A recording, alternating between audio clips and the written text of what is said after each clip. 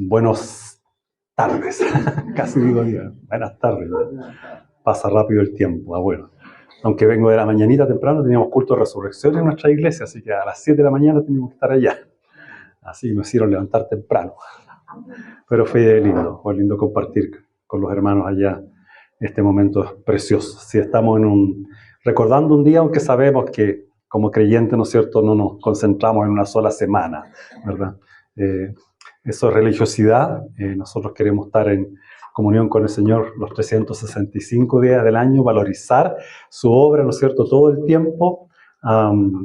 Y eso es lo que nos mantiene como, ¿no es cierto?, creyentes vivos y activos para el Señor. No dejemos de lado esa conciencia, ¿no es cierto?, de que el Señor está con nosotros también. Así como Él está 365 días del año con nosotros, ¿por qué no estarlo con Él también? ¿No? O al menos nosotros tomar conciencia de eso. Así que, adelante. Un gusto verles otra vez. Me alegro de poder estar compartiendo con ustedes de la palabra de Dios.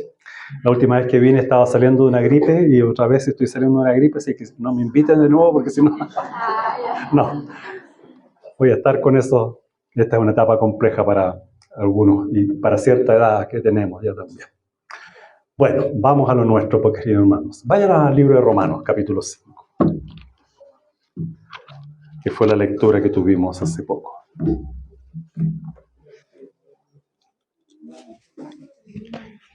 Romanos capítulo 5, versículos 1 y 2. Hemos tenido lecturas relacionadas con este pasaje, cantos también, que nos hablan sobre los efectos de estar en comunión con el Señor. Y la palabra de Dios dice así en los versículos 1 y 2 de Romanos.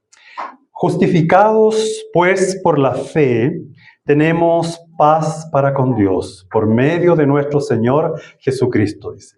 Por quien también tenemos entrada por la fe a esta gracia, en la cual estamos firmes, y nos gloriamos en la esperanza de la gloria de Dios. Oremos. Señor, muchas veces leemos tu palabra, Padre Celestial, pero al igual que este funcionario, Señor etíope, con el cual se encuentra Felipe, necesitamos entender lo que leemos. Señor, ayúdanos a tener una correcta comprensión de tu palabra una vez más, a poder ser edificados por un entendimiento certero de lo que tú quieres decirnos a nuestros corazones, a nuestras mentes. Queremos ser edificados para poder vivir para tu gloria. Señor, ayúdenos a corregir errores en nuestra vida, en nuestra comprensión, y ilumínanos con el poder de tu Espíritu Santo. Señor, necesitamos que tú nos ayudes a interpretar tu palabra correctamente y aplicarla también. Gracias, Señor, en el nombre de Jesús. Amén.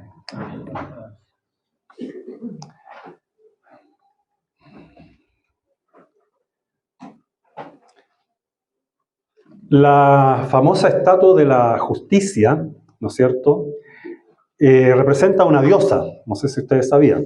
Y esta estatua se asocia con lo que es la imparcialidad y el equilibrio. Suele ser una mujer, ¿ya?, con los ojos, ¿de qué tipo? ¿Cómo los tiene? Vendados, ¿ya? De ahí algunos han dicho que la justicia es ciega, pero no. También tiene una espada en la mano, y en la otra mano, ¿qué es lo que tiene? Una balanza, ¿no es cierto? Una pesa, como le llamaría.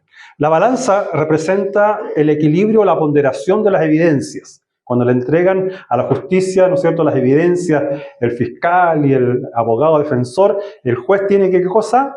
Sopesar y tomar una decisión con respecto a lo que ha escuchado. La espada simboliza, ¿qué cosa? El poder, ¿no es cierto?, la autoridad que tiene la justicia para aplicar castigo. Y la venda, como dije, no necesariamente, como algunos han dicho, significa que la justicia es ciega, sino que la justicia no tiene favoritos, ¿ya? Es imparcial. No está fijándose si el hombre es rico o es pobre, sino que está mirando otro tipo de cosas, ¿ya? Hoy en día, lamentablemente, por las múltiples injusticias que se han cometido por parte de algunos jueces alrededor del mundo, no solo en nuestro país, sino en el mundo en general, algunos han llegado a decir que la justicia lamentablemente sí pareciera ser ciega y también sorda y muda. ¿Por qué? Porque vivimos en un mundo bajo pecado. Pero, hermanos, y aquí nos encontramos con algo interesante. Proverbios 17:15, uno lee lo siguiente. Dice la palabra de Dios que el que justifica al impío y el que condena al justo, ambos son igualmente abominación ¿a quién? A Jehová. Ojo con este texto, porque va a ser clave para poder entender lo que vamos a ver más adelante. El que justifica al impío, ¿puede suceder eso? ¿Debería suceder eso? ¿Justificar a alguien malo? No, obviamente. ¿Y el que condena al justo? ¿Es justo condenar al justo? No, ¿no es cierto? Pero dice la Biblia, si sucede esto, ambos son igualmente una abominación, ¿a quién? A Dios. Dios lo detesta. Ahora, este texto, querido, nos muestra con meridiana claridad que Dios aborrece la injusticia, porque Dios es un Dios justo. Entonces surge para muchos un cuestionamiento a la luz de este texto de la Escritura, que debe ser aclarado a la luz de lo que Pablo nos dice en Romanos 4:5, donde uno puede leer, más al que no obra, sino que cree en aquel que justifica al impío, su fe le es contada por justicia. ¿Quién justifica al impío? Dios, según este texto. Pero acabamos de leer que Dios abomina al que justifica, ¿a quién? Al impío. Entonces tenemos un problema con Dios. ¿O no? ¿Tenemos un problema? ¿Cómo es posible, queridos, que un Dios justo justifique la impiedad?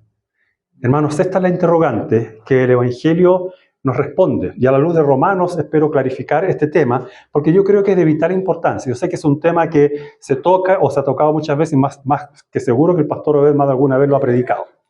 R.C. Sproul, ¿no es cierto?, ya conocido por muchos tal vez, en su libro Lutero y la Reforma, es un libro chiquitito, no sé si lo han leído. Si no, léalo, muy bueno. Condensa muy bien la doctrina de la justificación. Él dice que este es el tema que más aterraba al reformador Martín Lutero, la justicia de Dios. Era consciente de que si Dios juzgaba su vida según el estándar de su justicia, Lutero debía perecer. También entendía que por mucho que se esforzara Lutero e hiciera, nunca podría satisfacer las exigencias de la justicia o la rectitud de Dios para entrar al cielo. Por lo tanto, dice él, la barrera suprema entre Lutero y su Dios era la justicia divina. ¿Cómo es que Dios justifica al impío cuando Dios dice que Él aborrece a aquel que justifica al impío? ¿Dios se odia a sí mismo? ¿Se aborrece a sí mismo? ¿Se contradice a sí mismo? Por lo tanto, queridos, estamos ante un tema de suprema importancia, que es imperioso que debamos aclarar y mantener como centro de nuestras motivaciones cristianas. Otro pastor y escritor cristiano, el pastor John Piper, aquí ya es un bautista, ya vamos para el lado de los bautistas, para que no piense que estoy solamente al lado de los presbiterianos, nos dice que la manifestación de la gracia de Dios al enviar a Jesucristo a morir por el pecador es el suceso medular del Evangelio. Escuchen nuevamente. La manifestación de la gracia de Dios al enviar a Jesucristo a morir por el pecador o por el impío es el suceso medular del Evangelio. Porque ya conocéis, dice 2 Corintios 8:9, la gracia de nuestro Señor Jesucristo, que por amor a vosotros se hizo, ¿qué cosa? Pobre, siendo rico. Nótese cómo él, ¿no es cierto? Siendo pobre se hizo rico. Dice, para que vosotros con su pobreza fueseis enriquecidos. Y podríamos agregar, sin pecar en esto, que Dios siendo justo en Jesucristo se hizo pecador, impío. Hermanos, Jesús sufrió y murió para que por la gracia de Dios Él gustase la muerte por todos. Y aquí, queridos hermanos, uno puede empezar a entender un poquito cómo se va clarificando esta contradicción aparentemente, ¿no es cierto?, extraña con Proverbios 17:15. Por consiguiente, hermanos, como Dios es justo y misericordioso a la vez, envía a Él a Cristo, ¿para qué? Para que cargara el justo castigo que merecía yo por mi pecado, para manifestar así su justicia, como dice Romanos 3:25, con la mira de manifestar en este tiempo su justicia a fin de que Él sea el justo y a la vez el que justifica al que es de la fe de Jesús. Romanos 3:26. Por lo tanto, hermanos, Dios es justo al ser misericordioso en la proclamación del Evangelio. Queridos, la única manera de que nosotros podamos ser reconciliados con Dios es escuchar y aceptar las buenas nuevas del Evangelio. El único mensaje que se nos ha dado para compartir a nuestra sociedad que vive en la injusticia ante los ojos de Dios es compartir el Evangelio, porque ahí se encuentra la solución al dilema de nuestra sociedad. Lo primero, hermanos míos, al desglosar los textos que nos sirven de base ahora, para nuestro tema de hoy, la justificación es por la fe sola, así lo he titulado, podemos observar algunas cosas que son relevantes, algunas cosas esclarecedoras que debemos considerar a modo de interrogantes. Voy a hacer preguntas. Y el primer punto tiene la primera pregunta. ¿Qué significa que el justo por la fe vivirá? ¿Qué significa que el justo por la fe vivirá? Antes de entrar en esto, hermanos míos, estaba leyendo algo interesante el otro día en un libro. Y yo creo que es un gran problema y dilema que tenemos nosotros los creyentes. Cuando lo mencioné, ¿no es cierto?, en mi oración, cuando se encontró Felipe con el eunuco, ¿no es cierto?, camino en el desierto, el eunuco leía, ¿no es cierto?, estaba leyendo. ¿Pero cuál era el problema? No entendía. Y entonces le hace una importante pregunta ¿a quién? Felipe le dice, ¿entiendes lo que lees? ¿Entiendes lo que lees? Y a propósito, este miércoles 23 se celebra el Día del Libro, por si acaso.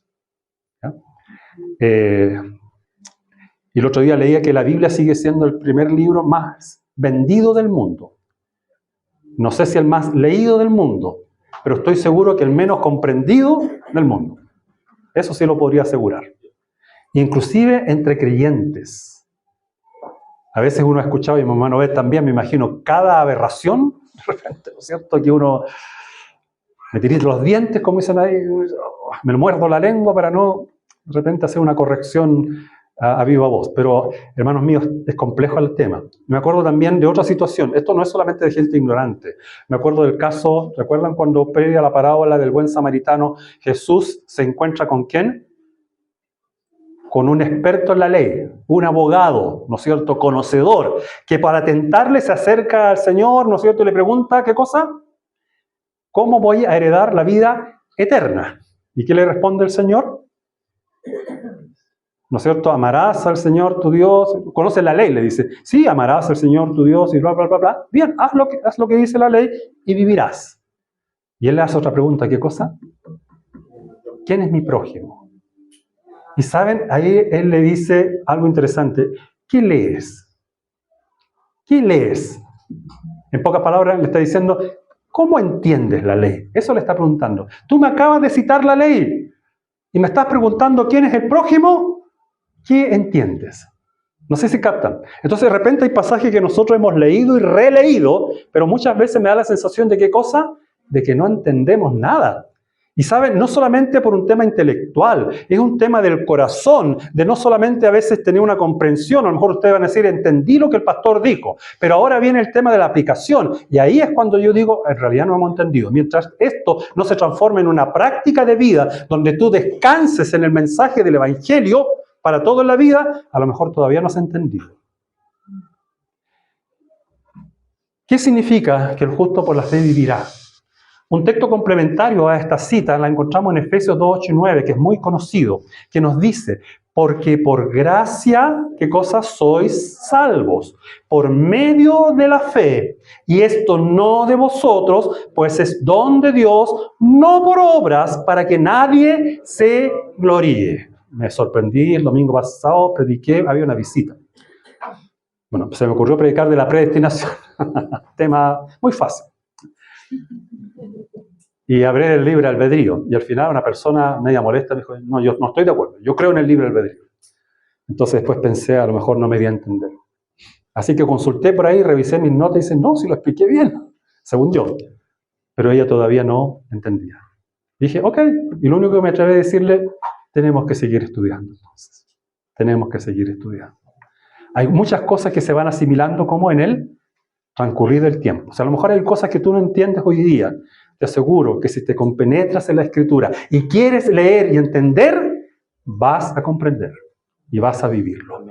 Cuando Lutero comenzó a comprender, queridos, esta tremenda verdad, se dio cuenta de que Pablo estaba hablando de una justicia que Dios en su gracia pone a disposición de los que la reciben. Pero ¿saben cómo reciben esta gracia? ¿Cómo la reciben? No haciendo obras o queriéndose ganar el favor de Dios, porque voy a reiterar otra vez lo que acabo de mencionar. Este experto en la ley o el joven rico en otras porciones, ¿cuántas veces el Señor habló de qué cosa? No importa si tú cumples toda la ley, pero quebrantas uno, no te sirve de qué? De nada. En pocas palabras, el Señor siempre dijo qué cosa. Por la ley nadie será justificado. Por las obras nadie será justificado. Olvídense. Entonces, cuando yo digo, debo poner mi fe en el Señor, ¿acaso eso no es una obra? Gran pregunta. ¿Ya? Pero cuando entendemos, ¿no es cierto?, lo que acabamos de leer, porque por gracia sois salvos por medio de la fe. Y después dice, y esto no de vosotros, que no es tuyo. No es tuya ni la gracia, no es tuya ni la salvación, no es tuya ni la fe. Ambos, ¿qué cosas? Todas estas cosas son un regalo que Dios te otorga para que puedas comprender algo que de otra manera nosotros no tendríamos la capacidad porque estábamos muertos en delitos y pecados. Entonces, Dios coloca, ¿no es cierto?, en forma pasiva este regalo. No, ¿no es cierto?, para que alguno de nosotros pretenda alcanzarlo de forma activa. Porque solo pueden recibirla por la fe y ser reconciliados así con el Dios santo y justo, aquellos, ¿no es cierto?, en los cuales Dios trabaja iluminando sus mentes y sus corazones y mostrando la real condición de sus vidas antes de conocer a Cristo. Por eso es que a veces transitamos con tantos creyentes, y mi hermano estaba hablando de una persona que le predicó el Evangelio que después de vivir toda su vida en la iglesia, pero en los últimos momentos en el hospital tuvo la oportunidad de predicar el Evangelio y ahí entendió.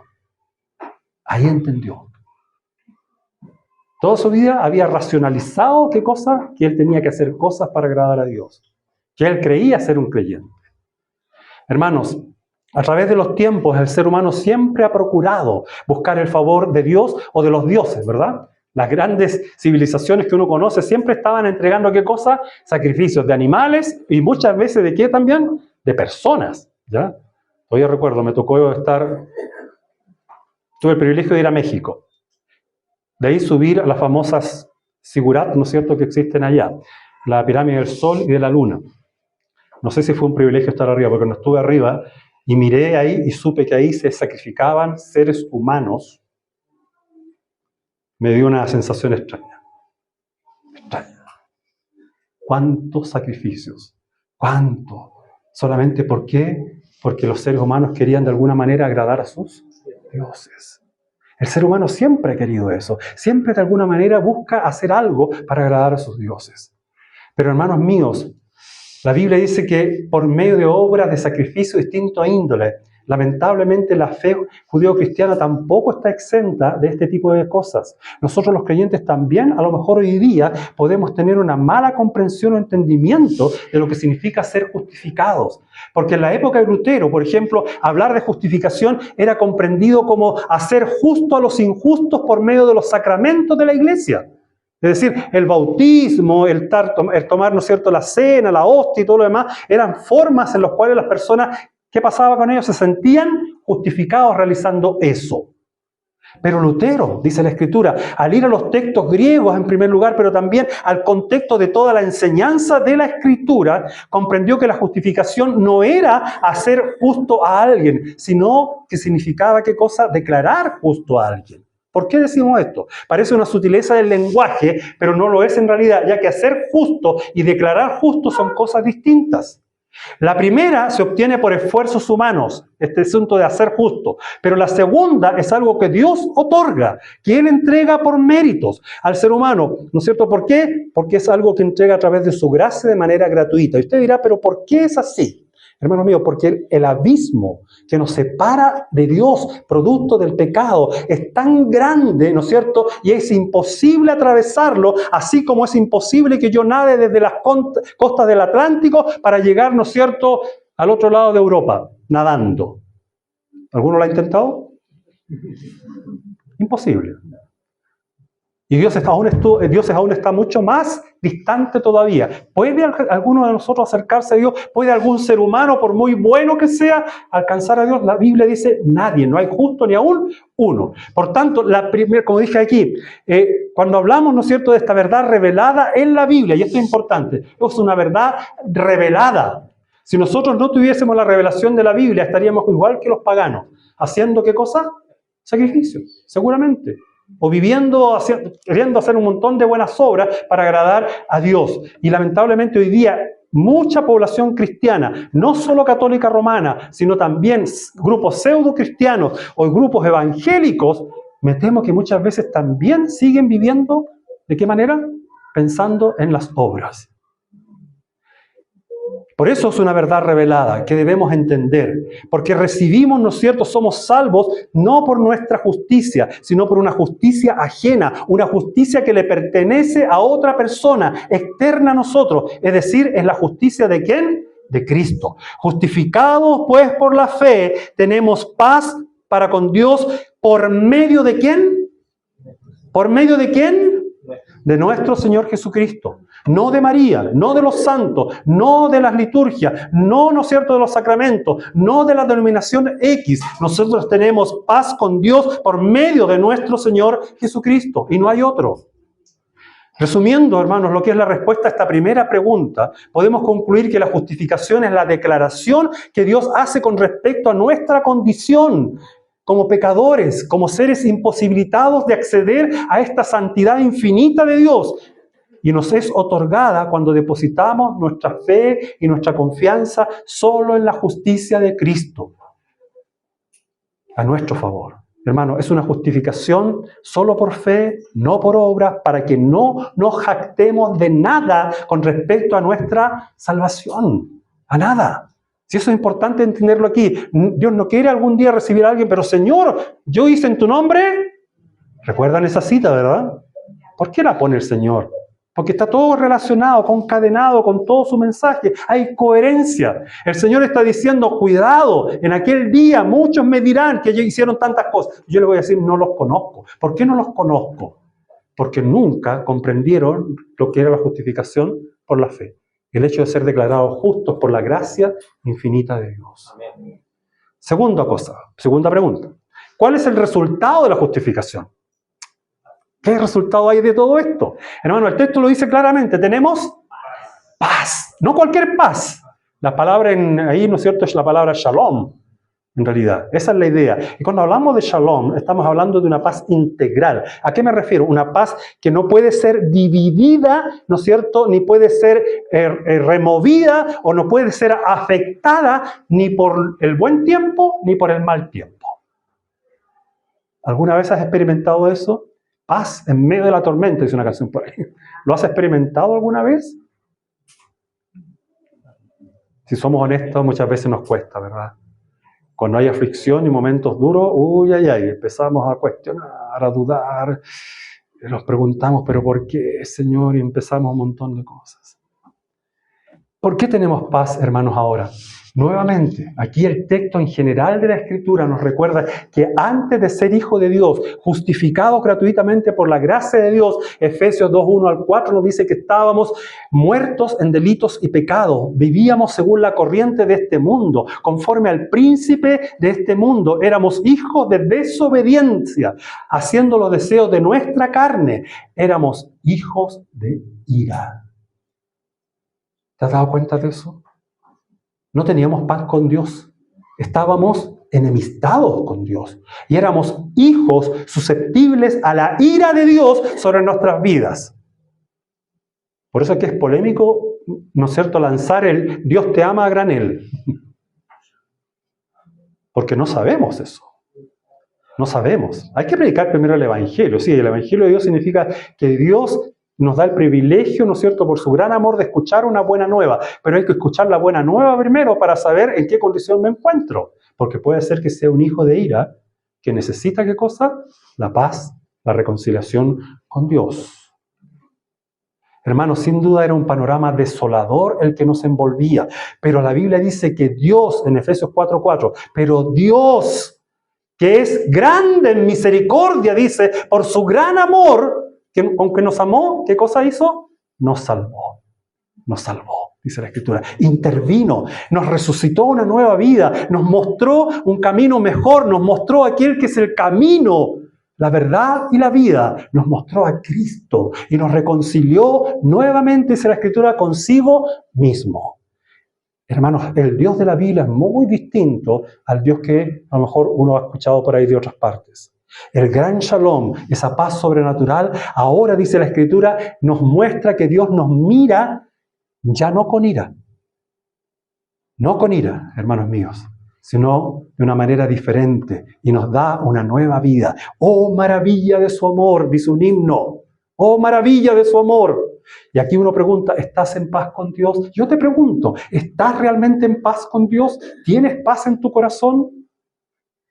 Hermanos, estas grandes verdades son transformadoras. Todo aquel que reconoce a Dios como el Dios que justifica, ¿no es cierto?, ve la vida de una manera diferente. Tiene a disposición suya herramientas de la gracia de Dios a las cuales se puede aferrar de una manera tal que puede transitar en este mundo caído, sostenido por esa gracia abundante que Dios nos otorga en Cristo. Porque Cristo, dice la Escritura, es nuestra paz.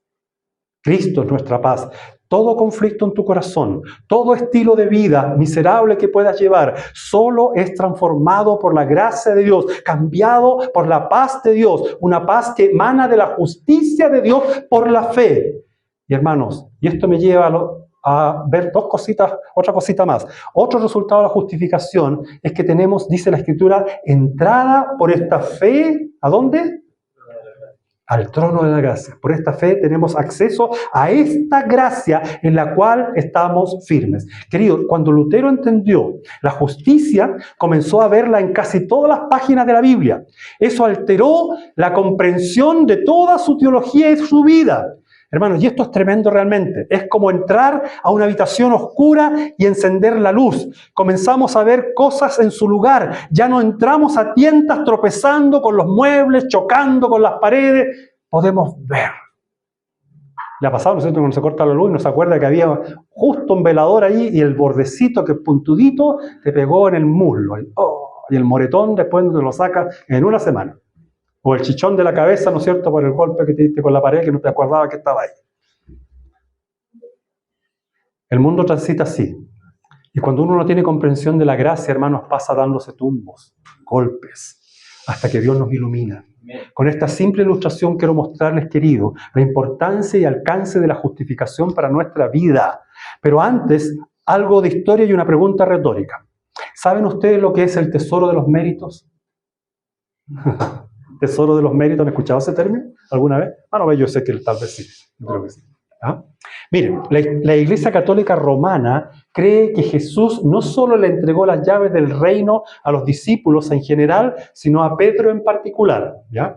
Y que la autoridad de Pedro y la propiedad de las llaves del reino después pasaron a todos los sucesores de ese apóstol, hasta llegar a León X. ¿Por qué eran importantes las llaves del reino, creen ustedes? Las llaves del reino, hermanos, escuchen bien, daban acceso a lo que la iglesia en aquel entonces llamaba el tesoro de los méritos. Un cuarto, una habitación, ¿no es cierto?, ahí en Roma, donde estaba el tesoro de los méritos. Un depósito donde están todos los méritos ganados por Jesucristo. Pero no solo los méritos de Jesucristo, también encontramos los méritos allí de María, de José, de los apóstoles y de todos los grandes santos de la historia. Esa es la imagen, ¿ya? El tesoro de los méritos, entonces, es una vasta suma de méritos, acumulados a lo largo de los siglos mediante la obra de Cristo, la obra de los apóstoles y la obra de los grandes santos. Y todo esto está en directa relación con el purgatorio. ¿Saben qué era, no es cierto, el purgatorio? Los que vienen en trasfondo católico tal vez sepan, ¿no es cierto? El purgatorio donde se encuentran las almas que no han tenido suficientes méritos para entrar ¿a dónde? Al cielo. tan carente de méritos, ¿ya? ¿Cómo se aplicaban, hermanos, estos méritos a esta gente? El Papa de aquellas épocas, ¿no es cierto?, dio autorización a través de la venta de indulgencias, ¿no es cierto? ¿Para qué? Para comprar méritos del tesoro de los méritos. Entonces, te daban un papelito, tú, ¿no es cierto?, pagabas una cantidad de dinero, depende, ¿no es cierto?, qué tipo de méritos querías. Si eran los de Jesucristo, son más caros. ¿No es cierto? Si era de un santo por ahí, de poca monta, de por ahí lejano, perdido, costaba más barato. Pero tú lo comprabas. Y ese mérito se lo accedías a tu pariente que se encontraba, ¿dónde? En el purgatorio. O bien, si tú estabas carente de mérito, los comprabas para ti. Para tener méritos, ¿no es cierto?, y ser acepto a los ojos de Dios. Hermanos, este abuso cometido por la Iglesia romana hizo que Lutero escribiera sus 95 tesis. ¿Ya? Él no estaba por irse de la Iglesia católica, estaba en contra del abuso, ¿no es cierto?, la inmoralidad que él veía en la Iglesia. ¿Ya? No era un problema tanto doctrinal, sino un problema de vida, de práctica de vida. ¿Ya? Ahora, sabemos que después igual han habido tergiversación.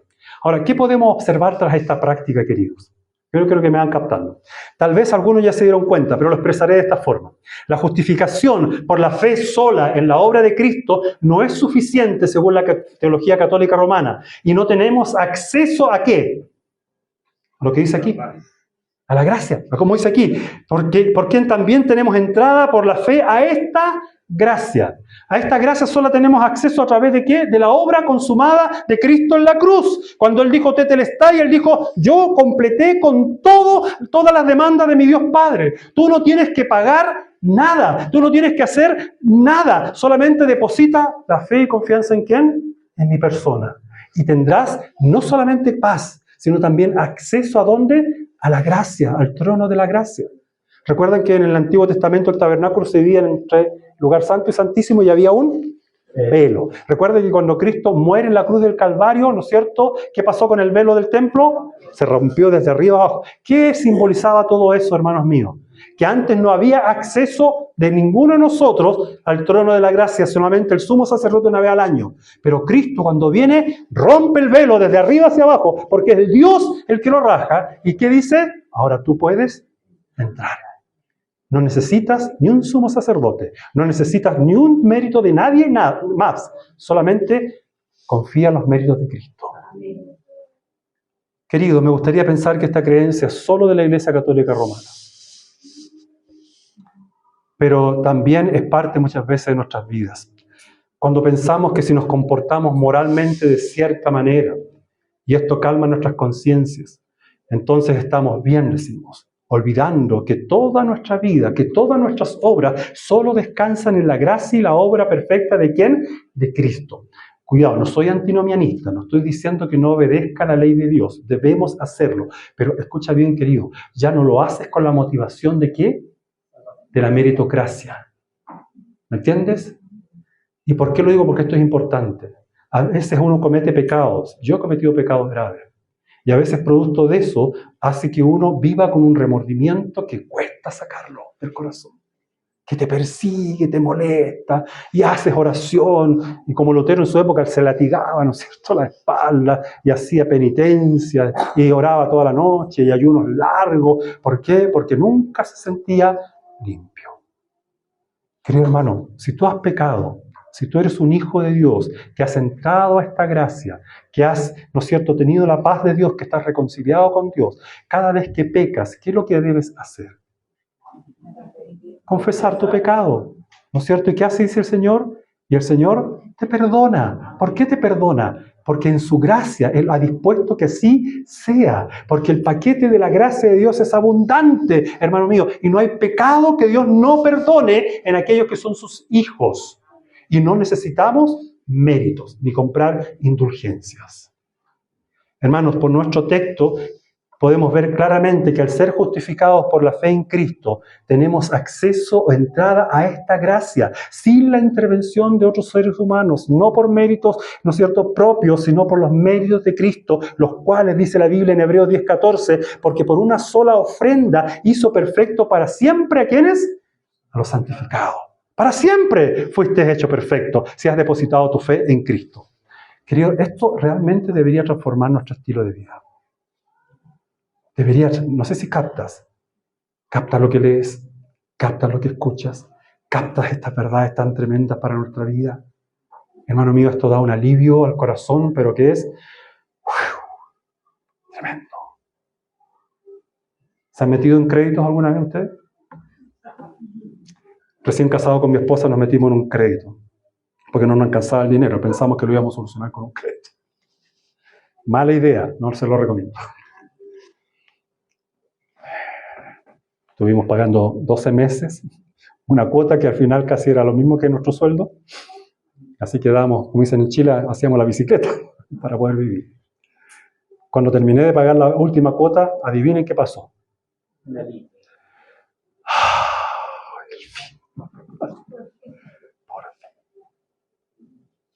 Hermano, ¿sientes alivio por lo que Cristo hizo?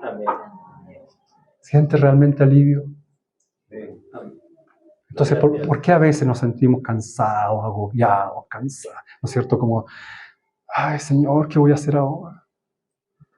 ¿Cuándo vamos a comprender y entender, a lo mejor llegar a esta comprensión activa de la fe que tuvo Pablo, que pudo decir, he aprendido a contentarme? Tenga o no tenga, estoy contento igual. ¿Por qué? Porque él estaba satisfecho con la gracia, hermanos míos. Cuando tuvo esa enfermedad que lo agobiaba, devoraba, Señor, quítame esta cuestión de una vez por todas. ¿Qué dijo el Señor? Bástate. Entonces Pablo, ¿se dan cuenta que Pablo tenía pecado? ¿No había entendido todavía qué cosa? La abundancia de la gracia. El gran apóstol de la gracia tuvo que entender, ¿no es cierto?, a golpes tal vez, duramente, lo que significaba la gracia. Al punto que cuando yo les mencioné lo otro, he aprendido a contentarme, ya era un anciano. Él decía, todos me han abandonado, pero no importa. Pero yo sé que el Señor estaba a mi lado, me ha dado fuerzas. Otra vez, al final no importa. ¿Saben? Esto significa un cambio total de nuestra forma de pensar. Ya no estamos preocupados si esta persona estará, no estará, si el dinero llegará, no llegará, si esta situación se solucionará, no se solucionará, porque al final de cuentas, hermano, el creyente verdadero descansa en los inagotables tesoros de la gracia. Inagotables. Que a veces se trasuntan, ¿no es cierto?, como un extra de parte de Dios cuando nos bendice con alguna cosa material. Y qué pena que a veces nos sentimos contentos, oh, gracias Señor por responder a mi oración. Y el Señor yo creo que está diciendo, ¿estás contento por eso? ¿O estás contento porque yo extendí mi mano generosa hacia ti? Porque estás contento porque yo estoy contigo. No sé si me capta. Es diferente la forma de ver las cosas, ¿verdad? Concluyo. Herman Bavinck, un teólogo holandés, dijo, la expiación y la justificación ya se encuentran objetiva y activamente presentes en Cristo como frutos de su obra. Y el creyente, ¿qué hace? Se las apropia mediante el Espíritu de Cristo. Todo está consumado, dijo el Señor en estos días que recordamos Semana Santa. Dios ha sido reconciliado. Nada hay que añadir por parte de los humanos. La aplicación de la salvación, dice él, también es obra de Cristo, no nuestra. La salvación, ¿no es cierto?, debe entenderse teológicamente como una obra de Dios, Padre, Hijo y Espíritu Santo. La Trinidad actuando armónicamente, unida, ¿no es cierto?, para decir, estamos de acuerdo, esta es la solución. Por estas razones, queridos, expuestas, la doctrina de la justificación solo por la fe es una enseñanza cardinal de la fe cristiana. No comprenderla trastorna no solo nuestro entendimiento de lo que Cristo hizo en la cruz, sino que afecta nuestro estilo de vida cristiana. Porque nos va a transformar en legalistas por un lado o moralistas que piensan que deben hacer méritos para alcanzar el favor de Dios. Y con esto desmerecen o rebajan la gran obra realizada por Cristo en la cruz. Creer que Cristo es suficiente para nuestra salvación, hermanos, renueva y refresca nuestra comprensión, ¿no es cierto?, de lo que Dios nos ha otorgado. Y nos hace vivir glorificando a Dios, descansando en sus infinitos recursos espirituales para esta vida y la eternidad. 2 Corintios 5:21 nos dice, al que no conoció pecado, ¿qué pasó? Por nosotros se hizo pecado para que nosotros fuésemos hechos Justicia de Dios en él. Hermanos, ¿hay evidencia en tu vida de que estás siendo deficiente en tu comprensión y alcances de la justicia de Dios? Entonces es bueno rogar al Señor que nos dé ojos para ver de nuevo, que nuestro corazón sea capaz de maravillarse nuevamente con esta doctrina que tanto bien hace a nuestra alma y dar gracias por la gracia que nos asegura un acceso a los infinitos recursos espirituales que necesitamos para vivir en este mundo. Una vida abundante y para la gloria ¿de quién? Solo de Dios. Amén. Amén. Dios nos ayude. Todo lo demás se los dejo para que sigan leyendo y comprendiendo. Oremos.